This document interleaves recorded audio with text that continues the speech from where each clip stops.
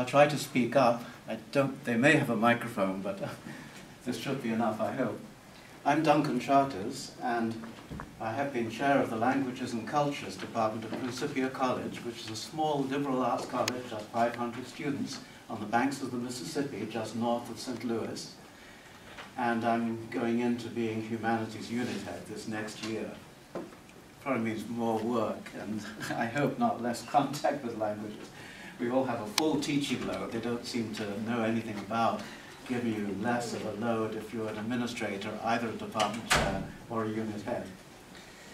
But what I wanted to do, I introduced this song, and perhaps it's a theme for the work that we do, authentic language. You've heard that term before. When I started teaching many years ago, we taught classroom language, or we taught dialogues that everybody memorized, and they had some basis of authenticity, but yet everybody had to learn something that was written for them pedagogically, and then you had to memorize it, and then if your teacher was any good and you had the time, you might actually be able to make some of that memorized dialogue material usable, turning from achievement to proficiency, of course. And obviously, language labs have evolved a great deal since that time too.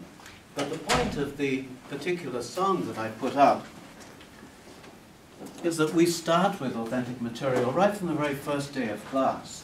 How do you think that we could use a song like this? How many ways could this be used as an introduction to Spanish? Sorry, it's just in Spanish, but that's what I mainly teach. Well, if you're in America, you have cognates. All right, you have cognates, so people can recognize certain things in there, yes? I see, looks like at least 2 or 3 verb tenses. Right. Right, you've got the preterite right in the first line, then you have the future in the next one. And so you can start giving them a map that there's such a thing as verb tenses, right? There's such a thing as when we're singing, we're often singing about our memories and singing about something that we want to happen in the future. And so you don't have to learn all the forms of all the verb tenses to know that or to understand what that's about. And so that's one of the things that you can start getting people familiarized with the language and the structure of the language. Give them a map of the language right from the beginning. But again, there's a difference between what you're going to recognize and understand cognitively and what you're going to actually be able to use in the sense of proficiency. What else can one do with this? Why is this a useful exercise at the beginning? Sing along. Sing along. Why singing? You produce the language. You produce the language, you get the rhythm of the language, you can focus on the sounds. And here what I find interesting is just about every vowel in Spanish, and fortunately there are only 5, and that's what you have to persuade students of, because coming from English, they produce more than 5 sounds, as you're aware. But when she sings, you have things like conocimos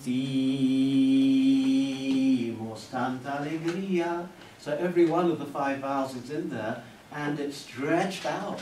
So it's a wonderful exercise for students to get into the habit of not moving the lips as they learn.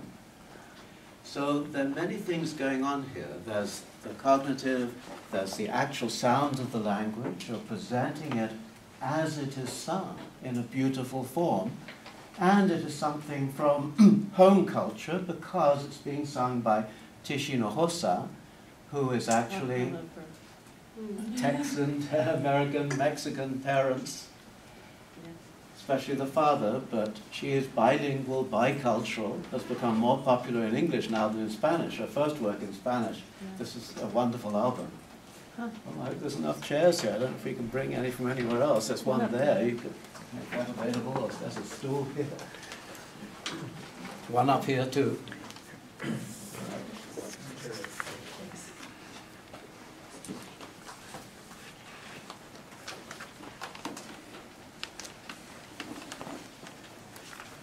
So we're starting with authentic language, and we want to talk about language labs, right, and the evolution of language labs. Again, labs used to be not very authentic as far as the language that they had and that they were using. And in the handout that you have, I may have a couple more for those who don't have a chair. There's a chair there that somebody may use. Let me see if I have a couple more handouts as well. Oh, thank you, sorry.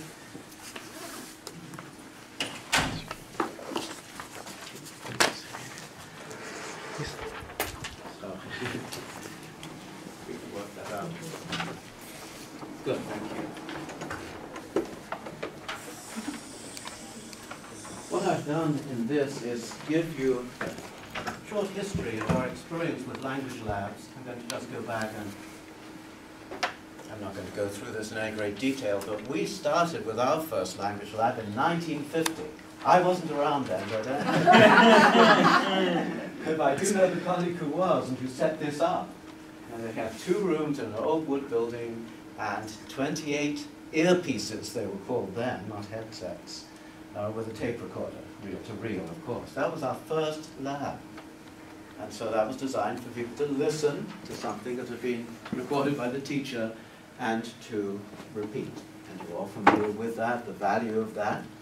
But again, not really authentic language. Our progression went to reel-to-reel in 1960, ring calophone. Then I was at Principia by the time that we had to renovate that. So I've been through several renovations of language labs.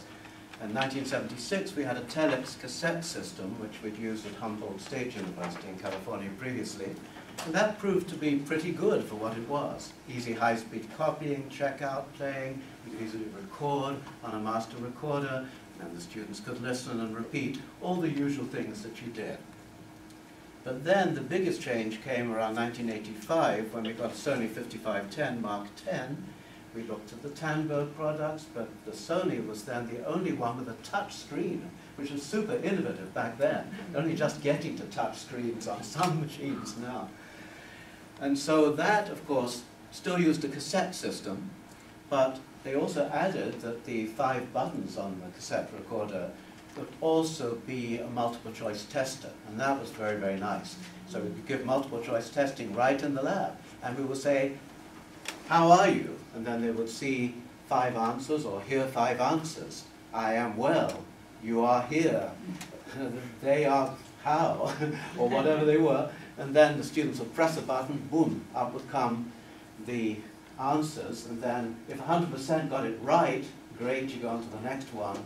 And if not too many people got it right, that was a good teachable moment. And so that's what we did. And so that was another feature that was very useful. There are other ways to do this now. You can do this through the iPad. There are things that are called clickers. And so using multiple choice for learning, recognition, first of all, is extremely valuable. And that's something which has been maintained in the current labs. So we went to the Sony Mark X, Sony 5510 Mark X, and that was a very good experience. But it wasn't adequate, it wasn't enough, and we decided that we needed to move to an all software-based lab. And so that's what happened when we looked at the different options. And then we went with ReLAnpro.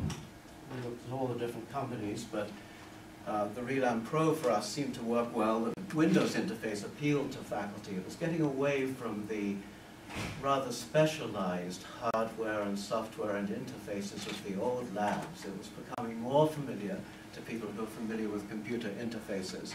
And of course there are a lot more other things that we could do. And the best thing we liked about it at that time was the video server, because we really wanted to have good video streaming. We wanted 20 students in there accessing all kinds of different videos at once in different places. And they were the one system that did this. You can do this with a giant video server, but they actually had a system that made it possible to deliver the video very well. So that changed our view from the point of view of what materials we wanted to use, because we could use video materials from our textbooks, or we could use video materials from either the Dish Network, to which we have a subscription and still do, or from Schola. Schola has a table right here at the conference, so you can find out about them. And the biggest thing I'll say about Schola is compared to dish. For dish, you can keep something and use it for how long, do you know? A week, then you have to erase it. That's what the copyright is on that for news programming or any programming that you get from television. Scholar, if you're an affiliate, you can archive anything that you get. If you find something that you really like, you grab it, and then you build exercises for it, and you've got it forever. And then you can put it up on your server, whether the server is local or whether it's in the cloud. And that's what we're talking about. We're talking about moving where everything sits, rather than being in the physical lab, or else somewhere on campus connected to the physical lab. Now it's going to be up in the cloud somewhere. So this is the evolution. And I think everyone's wondering about, is this really going to be the future? What is going to happen to the physical spaces? Are we even going to have physical computer labs anymore? And many schools are really looking at that and thinking, no, we're not. But if they say that, they're going to have to provide laptops for all the students, right? We have almost 20% international students, many from Africa. They typically do not come with all the equipment as a typical American student comes with. So you have to keep those things in mind as you're working. And so we went with the ReLAnpro at that time, which gave us a number of useful capabilities. We could digitize our old materials, but another problem, going into other media is not allowed unless you get permission or pay some huge fee. And we found from the BBC, we wanted to digitize Sueños, which is still a wonderful video program for Spanish culture. It's amazing. It's 15 years old, but very authentic, very, very good. But the problem was, we said, could we have your permission to digitize this for our new digital lab? We'd already bought the video cassettes for $500 with all the rights. Or we said, yes, certainly you can. That would be £1,200 a year, like $1,600 a year. Maybe working 40 students who are going to be working with us. No, can't do that. And so that was another problem that we began to find too. Where do you get the video materials? Now, were all of you at the presentation this morning? Now you know, right, what people are working on. There's an archive in Berkeley, there's a Curl archive, and people know the best way to get good video is to have video that's authentic, but that teachers see the merit of, and they can work with, and they can produce exercise for, and it can be free, and you can put it wherever you want, and you can use it from class to class and year to year if it's valuable and if it's timeless. And so definitely that is another way to go with the video. And what they are doing is actually something that we're doing right now. I have a couple of students from Chile who are brilliant and extremely creative people. And what they're doing is creating a number of dialogues for us to use, which will be completely copyright free. They're focused on Principia and its campus. So when the students see the dialogues, they want to know what these students are talking about, because it looks very interesting. And even a couple of things that may be slightly risque. we do have a Christian background, it's two Christian scientists, but nothing too bad at all. There's a little thing about somebody going off when they go down to the beach and bathing, and then suddenly her bikini is taken off and she has to cover herself up, and everything's okay in the end. But little things like that sort of appeal to the students, a little bit of fun. And so it's nothing I could ever have written myself. You know, I can't write anything as authentic as these two Chilean students. And so this is another thing that we found was becoming more and more possible. And I want to just move rather quickly because I want to show you some things that we are doing or planning to do. One of the problems we had in 2011, we thought we had this beautiful lab. You'll see pictures of it in the brochure here. It's a lovely lab with a beautiful view, ground floor. It's not the basement I worked in at all. That's not where the lab was. And then the dean said, this isn't being used enough. We want it for a new teaching learning center. Oh no. Fortunately, the director of the center said, no, they need a lab. They need it pedagogically. Ah, thank goodness.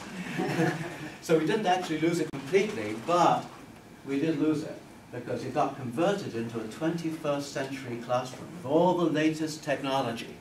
And it was designed to be a classroom that would evolve and change. So they got the alums to come up with $500,000 and a couple, 200,000 more to endow it, so that we can always keep getting the newest technology that we would incorporate into our new building whenever that might get built. So now we end up with a room that we can hardly use because everybody else is rushing to use it, and that's good for the rest of the campus.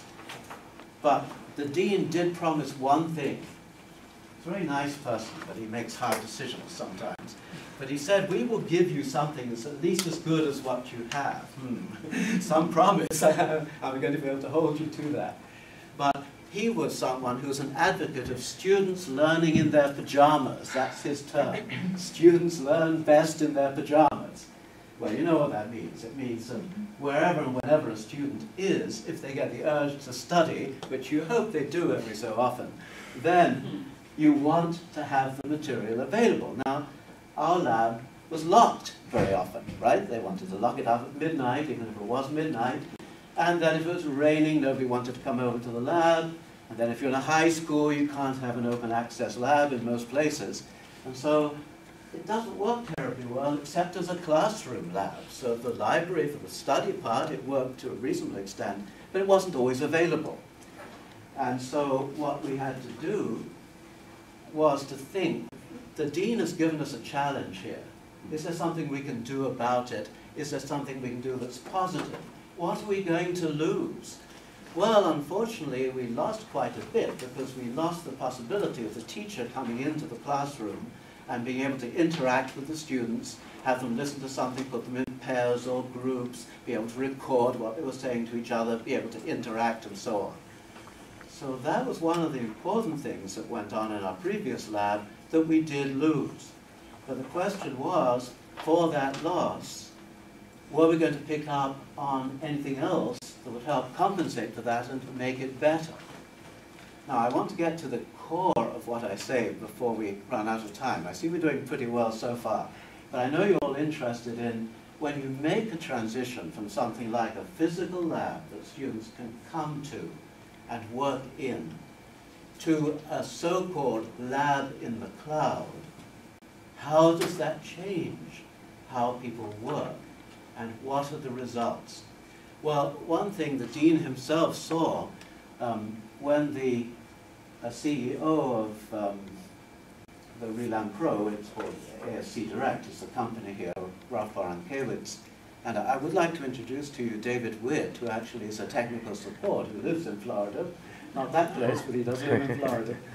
And when Ralph came and gave a demonstration at our college, and of course, that's something anybody can ask for when you're looking at different systems and what you might want to consider.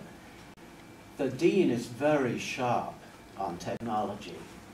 And while he was even showing things and showing, well, you download this and so on, the dean was doing it all. So the dean had everything downloaded in no time. And not only was he able to do everything that Ralph was talking about, but on his way back home, he was able to listen to all the things that had been shown as demonstrations. So the dean got convinced really fast, A, that this works, B, that it's very easy to operate, and C, hey, I want to hear it now, I can hear it now. And so, of course, he's very tuned in to contemporary technology and what students are doing and what they need. So we were grateful for that part. And so what we needed to do was to start thinking through, well, how are we going to manage this? How easy is it going to be to manage? Well, one thing we found with the old technology in the physical lab, and I don't know how many of you are operating as teachers in physical labs. Maybe I could have a show of hands there. Does everything always go smoothly when you're in your lab? Never. One of the problems that my colleagues had was, I don't want to look stupid in front of my students. It didn't work today. I don't care what system it is. I'm not an advocate for any one system of language labs, but you've got that problem. We didn't have that problem in the first 2 years because the decision when we got the original physical ReLAnpro was to give us a technical support assistant for 2 years, full time. Oh, great. But after that, you're not going to have anything. We're going to take that away because you will know how to operate the system. Anybody think that's going to work? No. Didn't work. Unfortunately, it was hard because I tried to support my colleagues, but not to have anybody right there and to know if something goes wrong, here's Mr. Stupid or Miss Stupid again, and everybody's saying, oh, what are we doing now? Well, you can be creative. You can have stuff already backed up for them to do, right? You know how to do that as experienced teachers. You've got to have that ready. But yet, we were finding it was pretty complex to do everything there. And so that was making it a little bit more difficult to use it. And I think the dean was looking at, are you using this as much as you could be? Well, no, but are you giving us as much support as you could be giving? Also, no. And so we were struggling a little bit with some of the interfaces and some of getting the things right and getting things to work, not because the equipment was faulty, only because we had to get very familiar with it in order not to have these problems. And when we made the transition into the ReLAnpro cloud, so the .NET or the mobile system, we suddenly found something very interesting. We were most fortunate our first semester to have an intern. She happened to be our valedictorian twice. She was the valedictorian for top GPA of 4.0, plus valedictorian for best athlete and high GPA. So we got one of the very, very best. So she was brilliant, and she took care of everything, including getting guides and so on. But yet she said, you know, this is so simple. To upload a file, whatever it is just very straightforward. There didn't seem to be any of the issues that we had had before. And that was one of the really good things that I've been finding with this cloud system. And I know that other people are trying to develop cloud systems. There's even a group in England that's trying to develop an open access lab in the cloud system. So you can certainly look and find what other people are doing. But I think ReLAN were really the first to come out with one with mobile apps and all the other stuff. And so what we started doing was creating some materials, putting up things like the Tishi no Hosa song, but realizing that was just an experiment. We asked our students to purchase everything, and so they should download this song. 99 cents or $1.25 from iTunes is not a big expense. So we asked them to download it, but then we can make available all kinds of exercises, whether it's pronunciation exercises, whether it's close, fill in the blanks, whether it's a tutorial on how the structure is put together. The first line in that is Nos dejaron los años. I just taught my summer sessioners that I'm leaving today for here. And what does that look like? It means, oh, we left the years, right? Well, those of you who know Spanish know that's not what it is, because the nos is us, object. Dejaron is something left. Oh, los años, the years. So Spanish word order is not only flexible, but very often the subject's at the end. That's the kind of thing that you can start students off with. And I remember a presentation in Madrid at an AATSP conference when somebody showed how stilted and how much the English textbooks in this country or Spanish follow English. They don't give them typical Spanish order right up front, as this song does. And so there are advantages and disadvantages. I know sometimes people feel, well, let's get them into something that they're used to. If they can translate word for word and it sounds like something normal in English, then surely that's easier. But I think those of us who have bought into authentic language feel it's worthwhile bringing the students up to something that's at a higher level, that is really authentic, that is really what the language is, and not some sort of a classroom construct on the way to learning the language. And so the kinds of things that we were doing and that we've just started, because we've only really been in pilot mode. And so I want to move ahead and show you some of the things that we could do, and then some of the things that we are working on doing. The ReLAnpro net, I'll just show you a couple of things from their materials.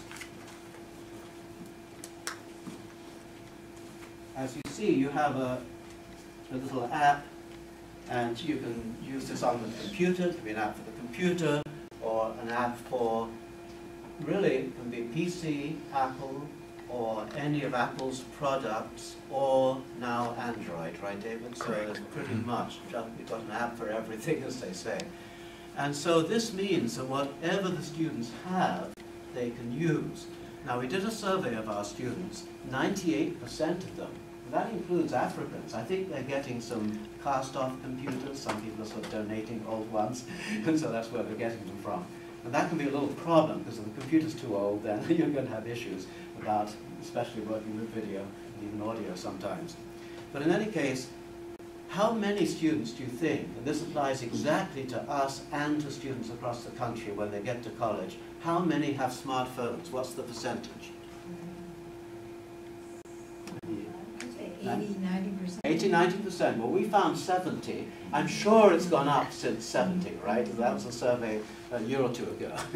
So it's going the other way. And that's good, because it means that just about everybody can get to the software, and we can put the software in a lab for people who don't have their own computer and so on. So what's interesting is this kind of software actually can be used in addition to a physical lab to enhance it, to give students a way of continuing practice when they can't be in the physical lab, which I think would be the ideal. If we could get our lab back, if I became president of the college and could do something, say, we're going to grab this lab back, I might do that. But on the other hand, I think that we're in a pretty good situation with having the cloud.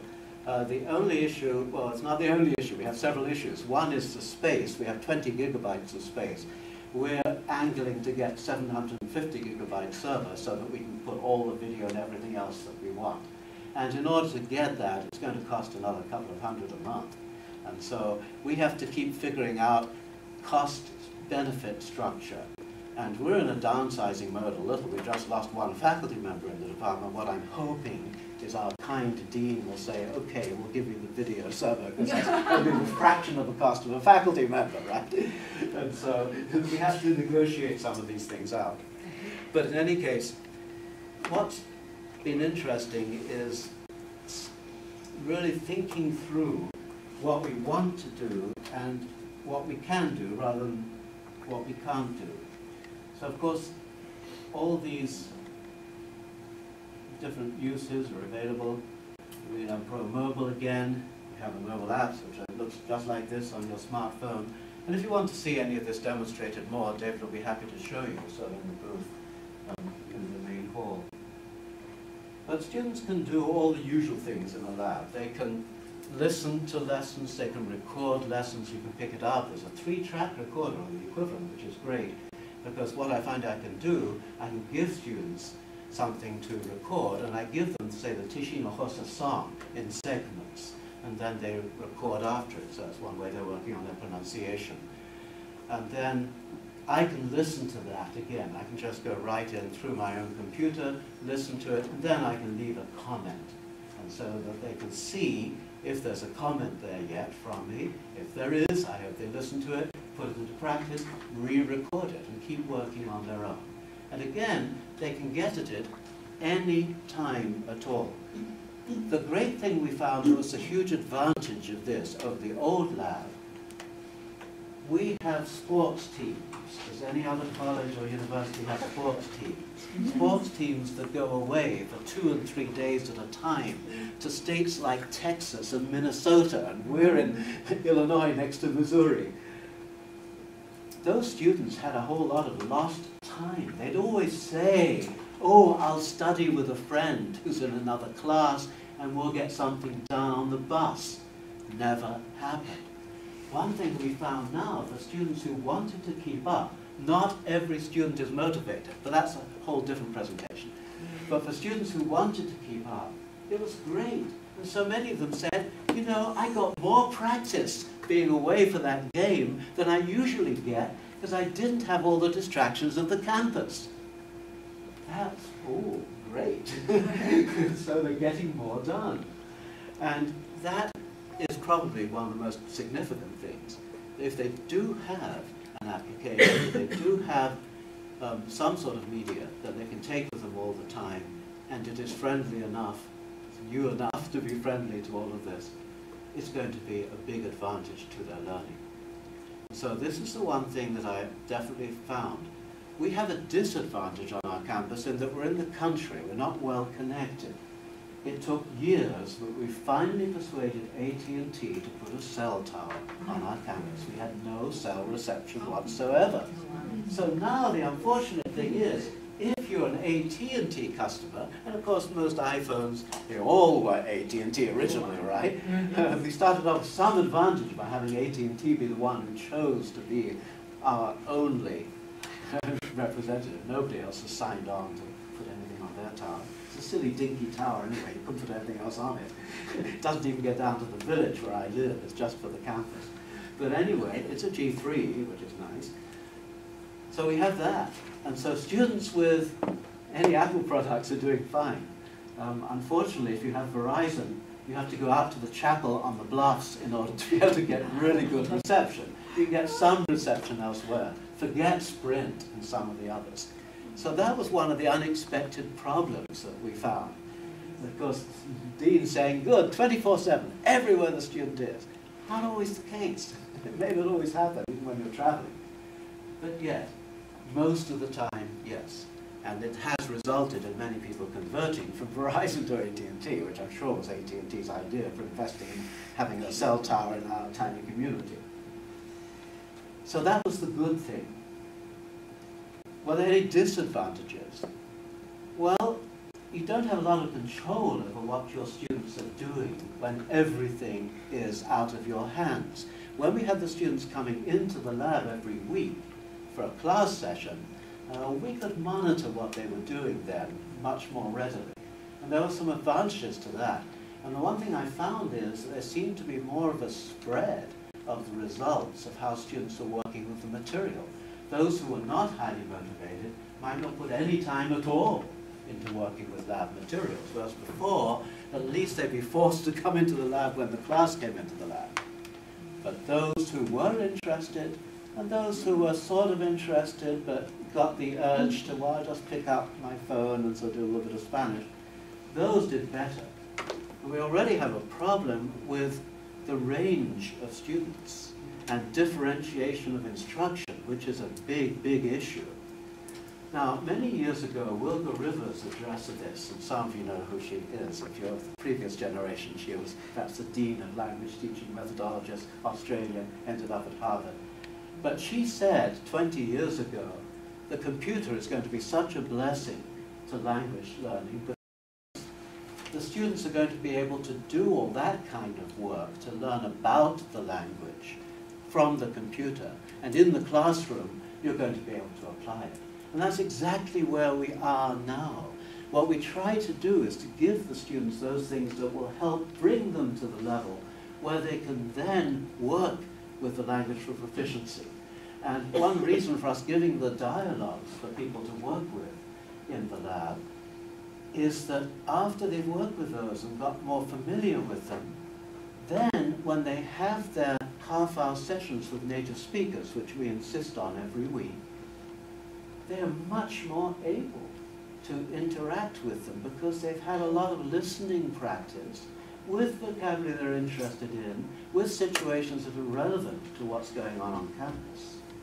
And so one thing I found years ago, working with computer programs for vocabulary, if the students worked with them, we had some beautiful things back in the days of the old Macs with hyperstacks and things like that, but we had some lovely games that somebody wrote for us. And the 60 words in a computer program with pictures, and they went through those. A fast student could do it in 10 minutes, a slow student in 40 or 50. But they all came to the class prepared at the same level, if you could just get them to do it. And if it's interesting enough and fun enough, you are more likely to get them in to do it. And so that's one of our goals. What makes it interesting for the students? Well, interesting content, music, video, all of that. Things that they might want to go and see on their own.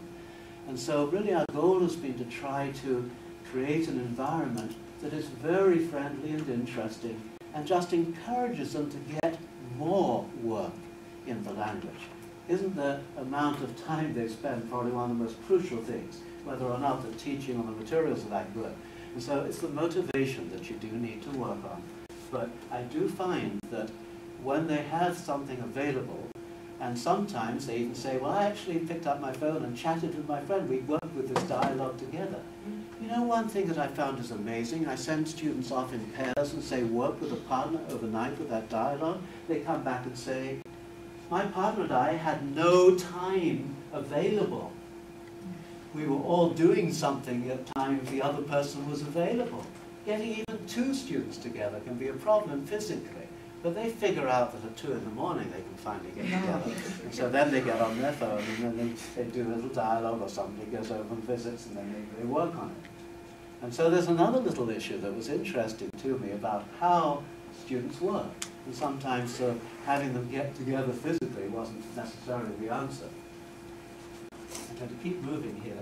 I want to have a little time, a couple of questions. So I'm just going to run through very quickly. I use film a lot, and I have the students buy the film Tango in second year because I use that for pronunciation. I do a whole review of the grammar just from what's in there. The testing's all in there. All of this you can do because in the cloud version of ReLANpro, you can do reading and writing and listening and speaking. All of that is possible. And I'm looking forward to putting up more tutorials for those people who need extra time with the grammar. As you know, you explain a grammar point in class in English. How many people get it? Well, some of them may. If people are paying attention 20% of the time, as they said high school students do, then you have to explain it 5 times, right? And then you may get them, but you still may not. But the point is that if you have grammar tutorials as well as everything else, and you take into account different styles of learning, so you have different things that are available for people who are more visual, more audio, more written, you have all the stuff available to them. You encourage them to build on their strengths, but also to work on the areas that are not as strong, but which will help them get stronger.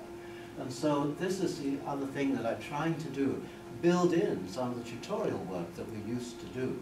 And that is possible because there's all kinds of testing available.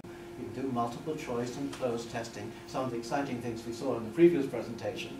All of that is really great. And here, this is just an example of a dialogue from Tango, and then after they've listened to it and worked with it, the vocabulary, the structure, everything else, memorized some of it, then they're able to listen and fill in. And so sometimes when I do this, I also give them the English equivalents. And that's a nice reminder of what the Spanish was. And the thing I do with Tango, and why it's such a good film, if you're doing a full-length film, is that it has wonderful, perfect subtitles. The only difference between the dialogue and the subtitles, and it's Carlos Saura's film, the dance film, Tango, made in Argentina, Spanish director in Argentina. But the subtitles match, except when they say vos, it says tu in the subtitle. Well, that's a nice learning moment too. And so what I do, the students can listen to it with English subtitles if they want to get into that. And then we work a lot with the Spanish subtitles, so they're relating the written form to what they're hearing. And then at the end of the semester, I have them all over to my house. We see the whole film Tango through with no subtitles at all. And if they've done their work at it, if they've worked at all the different segmented exercises we do, they can understand a full-length Spanish film in the original. And that gives them a lot of satisfaction. So think, this is full-length film, hard to do, really. You have to spread it out over most of the class. But when you can do segments, such as what we were hearing about this morning, this can be tremendous. And then you can actually have them memorize little segments of things. But then you can have them create their own. You can have them work with the native speakers to create their own. They have models. Our people now have models with the native speakers. So I'm just going to run through and show you a couple more things here.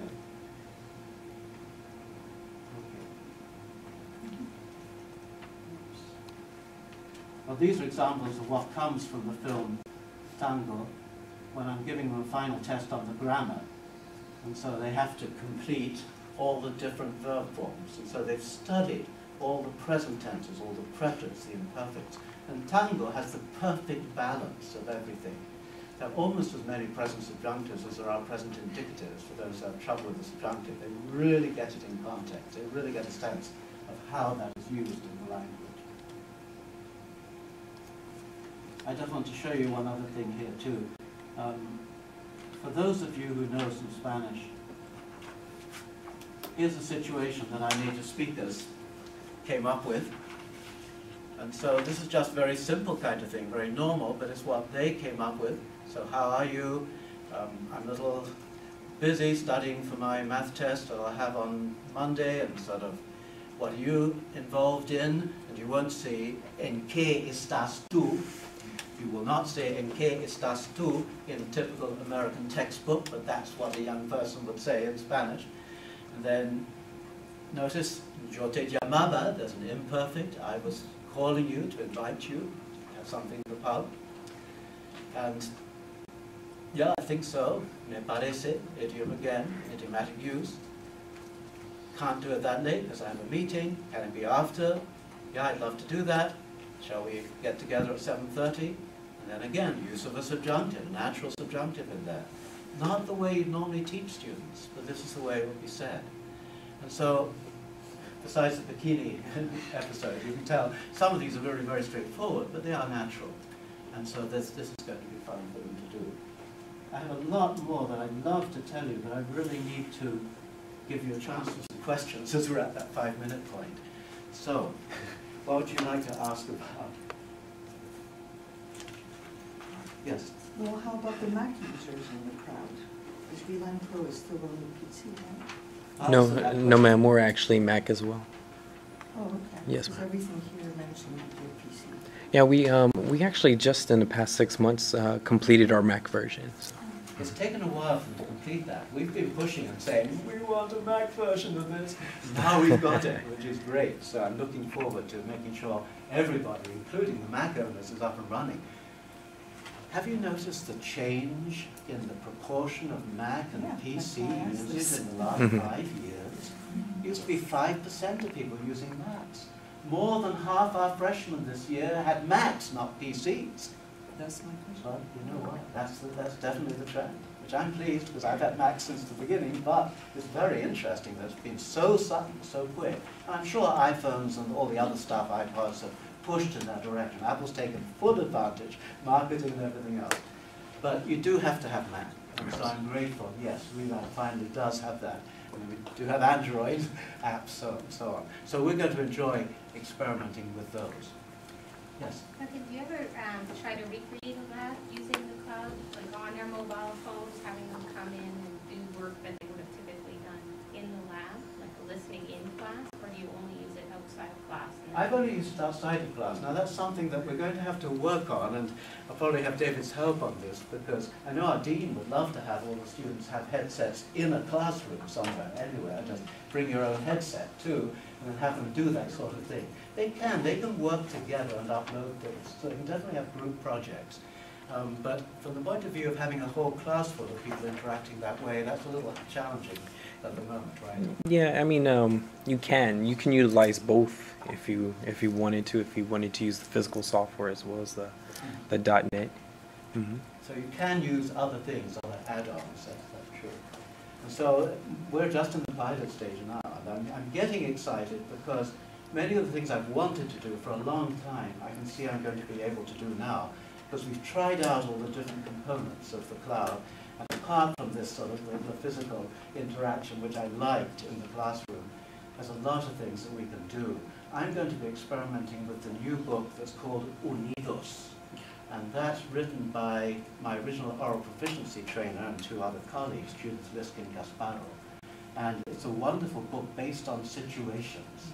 And that's going to be great because we can put a lot of practice right up in the cloud. And then the situations are all to be worked on in class, improvisational. And so they're given a situation, you have to work out this problem. And it's right through the book, Unidos. I trained with Judy in 1982. Has it taken this long to get a textbook that is based on situations when we were taught that situations were a crucial part in oral proficiency way back then? But anyway, we now have a text that I'm excited about. It has its own website. There's so many issues that keep happening. And so the publishers have their own websites. Well, is that going to substitute? Is something like Blackboard going to substitute for this? Well, we found it didn't. We had a demonstration of Blackboard Voice, they've just put together the stuff that they got from Illuminate here and from Wimber there and other stuff. You can still see the URLs for Illuminate and Wimber up there. And they have 6 different ways of doing exercises. And you have to choose which way to go. And so forget this. At least there's one interface that's done one way in the ReLAN product, thank goodness. And so, but that doesn't mean there aren't other things you need to look at. But that was one experience. How do you interface with the learning management system? How do you integrate what you're doing into the learning management system that you're using at campus? It definitely, or you mean as the physical lab itself? Is that what you're asking? I mean, just the opportunity Or to Blackboard. have everything contained. Or everything in one system, like you have a Right. Blackboard, and would this integrate with Blackboard or with Well, Moodle I'm or not thinking something? of Blackboard, I'm thinking of the ability to use video. Uh-huh. Oh. Within the, like, Adobe Connect, that system. So ours would be, you would upload the video actually to our server? And it gives, Absolutely. yeah. You have the ability to interact in live, you know, person to person on the computer. Sure, so you could use both. And so ours, you can upload it, and it would give you tools such as being able to subtitle the video, and they can even insert their voices into the video I'm and not things talking of that about that. nature. I'm talking about when you're talking about conversational, Mhm. group situation. Sure. Right, right. Okay, but if the situation is live Mhm. Mhm. and you're responding to the video, so you have the video over here, and then you have 2 or 3 people, like in Skype, who Yes. are talking about it and constructing what they want, and then they can record that. Oh, absolutely. You Yeah. have that ability. Yeah, it'll definitely work that way because it'll work with other softwares. So. Mhm. Well, maybe I'll just mention one other thing I didn't really stress. The subtitling function we haven't had in the old software, it's only in this. And that's going to be great because, as I was explaining with Tango, it's good if you have about 5 different ways of subtitling. You can do English, you can do Spanish, you can do Spanish with words missing, you do a close exercise on the subtitling, so they're listening for the words. There's a ton of things you can do, and you can have the students actually make subtitles too. You can assign each of them a little passage to do it. I think our time is actually up. I'm happy to talk with anybody afterwards, and David will be happy to talk with you. Unfortunately, I got into a situation of having another conference I have to go to, even I had to get on the plane today, and I was so disappointed. And it was one of those things where there was a conflict of conferences, so they moved that conference after I was all set for IALLT. But I didn't want to disappoint IALLT, simply because we're talking about the cloud at this conference. I wanted to know at least what our experience has been. We're excited about it. We've got a lot of things to solve. So I'm not saying this is the way to go, this is the ideal solution. We're making the best of what we were given. Our lab was taken away. But I don't think it's going to be all bad. And I think that we're going to gradually find that we're getting more and more done, and people are going to be more and more excited about it. But it does take work. I will say that.